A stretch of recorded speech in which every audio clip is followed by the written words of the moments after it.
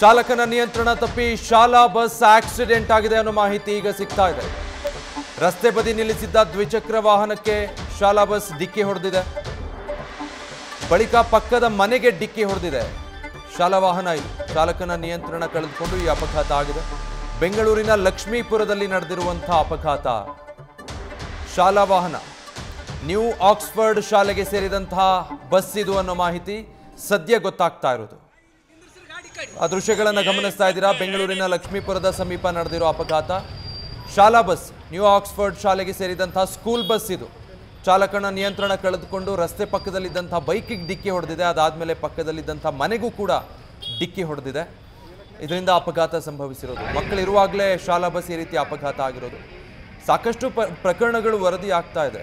ಶಾಲಾ ಬಸ್ನ ಚಾಲಕರು ಯಾವ ರೀತಿ ನಿರ್ಲಕ್ಷ್ಯದಿಂದ ವಾಹನ ಚಾಲನೆ ಮಾಡ್ತಾರೆ, ಅಜಾಗರೂಕತೆಯಿಂದ ಅಪಘಾತಗಳಾಗುತ್ತೆ ಅನ್ನೋದು ಅಂಥದ್ದೇ ಮತ್ತೊಂದು ಪ್ರಕರಣ. ಆ ಕಟ್ಟಡದ ಗೋಡೆ ಕುಸಿತ ಆಗಿರೋದು ಕೂಡ ನಾವು ಗಮನಿಸಬಹುದು. ಅಷ್ಟು ರಭಸವಾಗಿ ಶಾಲಾ ಬಸ್ ಬಂದು ಮೊದಲು ಅಲ್ಲಿ ಪಾರ್ಕ್ ಆಗಿದ್ದಂತಹ ಟೂ ವೀಲರ್ಗಳಿಗೆ ಡಿಕ್ಕಿ ಹೊಡೆದು ಅದಾದ ನಂತರ ಪಕ್ಕದಲ್ಲೇ ಇದ್ದಂಥ ಬಿಲ್ಡಿಂಗ್ಗೆ ಡಿಕ್ಕಿ ಹೊಡೆದಿದೆ. ಬಸ್ನಲ್ಲಿ ಮಕ್ಕಳಿದ್ರು ಅನ್ನೋ ಮಾಹಿತಿ ಇದೆ. ಮಕ್ಕಳ ಪರಿಸ್ಥಿತಿ ಏನು, ವಿದ್ಯಾರ್ಥಿಗಳೆಲ್ಲ ಸೇಫ್ ಆಗಿದ್ದಾರಾ ಅನ್ನೋದು ಗೊತ್ತಾಗಬೇಕು. ಬಟ್ ಮಕ್ಕಳಿದ್ದಾಗ ಈತ ಅತಿ ವೇಗದ ಚಾಲನೆ ಮಾಡಿದ್ನ ಅಥವಾ ಯಾವ ಕಾರಣಕ್ಕಾಯಿತು ಅಪಘಾತ ಅನ್ನೋದು ಗೊತ್ತಾಗಬೇಕು. ಡೀಟೇಲ್ಸ್ ಕೊಡ್ತಾರೆ ನಮ್ಮ ಪ್ರತಿನಿಧಿ ಪ್ರಗತಿ. ಬಸ್ನಲ್ಲಿ ವಿದ್ಯಾರ್ಥಿಗಳಿದ್ರ, ಅಪಘಾತ ಯಾಕಾಯ್ತು, ಏನ್ ಡೀಟೇಲ್ಸ್ ಗೊತ್ತಾಗ್ತಾ ಇದೆ? ವಿಜಯ್, ಬಸ್ನಲ್ಲಿ ವಿದ್ಯಾರ್ಥಿಗಳು ಇದ್ರು. ಸಾಮಾನ್ಯವಾಗಿ ನೀವು ಇತ್ತೀಚಿನ ದಿನದಲ್ಲಿ ಗಮನಿಸ್ತಾ ಇರ್ಬೋದು, ಈ ಸ್ಕೂಲ್ ಬಸ್ ಅವರು ಸಿಕ್ಕಾಪಟ್ಟೆ ರ್ಯಾಶ್ ಡ್ರೈವಿಂಗ್ ಅಲ್ಲಿ ಇರ್ತಾರೆ. ಸೊ ಈತ ಕೂಡ ರ್ಯಾಶ್ ಡ್ರೈವ್ ಮಾಡ್ತಾ ಇದ್ದ ಅನ್ನುವಂತಹ ಮಾಹಿತಿ ಇದೆ. KA41B7346 ನ ಬಸ್ ಅದು. ಸಾಕಷ್ಟು ವಿದ್ಯಾರ್ಥಿಗಳು ಆ ಬಸ್ ನಲ್ಲಿ ಇದ್ರು. ನ್ಯೂ ಆಕ್ಸ್ಫರ್ಡ್ ಶಾಲೆಗೆ ಸೇರಿದಂತಹ ಒಂದು ಬಸ್ ಅದು. ಸುಮಾರು ಒಂದು 8:45 ಹೊತ್ತಿಗೆ ನಡೆದಿರುವಂತಹ ಘಟನೆ. ಅಂದ್ರೆ ಮಾದನಾಯಕನಹಳ್ಳಿಯ ಸಮೀಪ ಬರುವಂತಹ ಒಂದು ಲಕ್ಷ್ಮೀಪುರ ಗ್ರಾಮದ ಹತ್ರ ಈ ಬಸ್ ಹೋಗ್ತಾ ಇರುತ್ತೆ. ಆ ಸಂದರ್ಭದಲ್ಲಿ ಅವರಿಗೆ ಬಹುಶಃ ಸ್ಪೀಡ್ ಇದ್ದಂತಹ ಕಾರಣ ಆತನಿಗೆ ಕಂಟ್ರೋಲ್ ಸಿಗದೇ ಇದ್ದಂತಹ ಹಿನ್ನೆಲೆಯಲ್ಲಿ ರಸ್ತೆ ಬದಿಯಲ್ಲಿ ಒಂದು ಬೈಕ್ ನಿಲ್ಸಿರ್ತಾರೆ. ಆ ಫಸ್ಟ್ ಈತ ಹೋಗ್ಬಿಟ್ಟು ನೇರವಾಗಿ ಬೈಕ್ಗೆ ಗುತ್ತಾರೆ. ಬೈಕ್ಗೆ ಗುದ್ದು ಬಳಿಕವೂ ಕೂಡ ಅವರಿಗೆ ಕಂಟ್ರೋಲ್ ಸಿಗೋದಿಲ್ಲ. ಅಲ್ಲೇ ಪಕ್ಕದಲ್ಲಿ ಒಂದು ಮನೆ ಇರುತ್ತೆ. ಆ ಮನೆಗೂ ಕೂಡ ಡಿಕ್ಕಿ ಹೊಡಿತಾರೆ.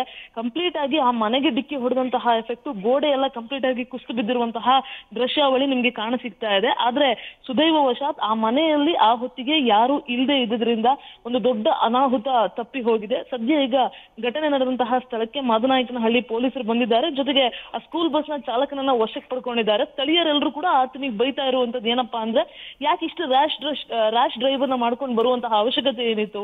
ಮಕ್ಕಳನ್ನ ಕರ್ಕೊಂಡು ಹೋಗ್ತಾ ಇರ್ಬೇಕಾದ್ರೆ ಎಷ್ಟು ಸೂಕ್ಷ್ಮವಾಗಿರ್ಬೇಕು, ಮಕ್ಕಳನ್ನ ಕರ್ಕೊಂಡು ಹೋಗ್ಬೇಕಾದ್ರೆ ಎಷ್ಟು ಜಾಗ್ರತೆ ವಹಿಸಬೇಕು. ಆದ್ರೆ ಈ ರೀತಿಯಾಗಿ ನಿಯಂತ್ರಣಕ್ಕೆ ಸಿಗದೇ ಇರುವಷ್ಟು ಸ್ಪೀಡ್ ಬರುವಂತಹ ಅವಶ್ಯಕತೆ ಏನಿತ್ತು ಅಂತ ಕ್ಲಾಸ್ ಅನ್ನ ತೆಗೆದುಕೊಂಡಿರುವಂತಹ ದೃಶ್ಯ ಕೂಡ ಕಾಣಿಸಿತ್ತು.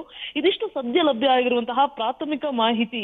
ವಿಜಯ್, ಪ್ರಗತಿ, ಈಗ ಮಕ್ಕಳಿಗೆ, ವಿದ್ಯಾರ್ಥಿಗಳಿಗೆ ಏನಾದ್ರೂ ಗಾಯಗಳಾಗಿದೆಯಾ? ಆ ಬಗ್ಗೆ ಏನಾದ್ರೂ ತಿಳಿದು ಬರ್ತಾ ಇದೆಯಾ? ಈಗ ಸದ್ಯ ಲಭ್ಯ ಆಗಿರುವಂತಹ ಇನ್ಫಾರ್ಮೇಶನ್ ಪ್ರಕಾರ ಸ್ಕೂಲ್ ಬಸ್ ನ ಒಳಗಡೆ ಇದ್ದವರಿಗೆ ಯಾವುದೇ ರೀತಿಯಾದಂತಹ ಸಮಸ್ಯೆ ಏನೂ ಆಗಿಲ್ಲ.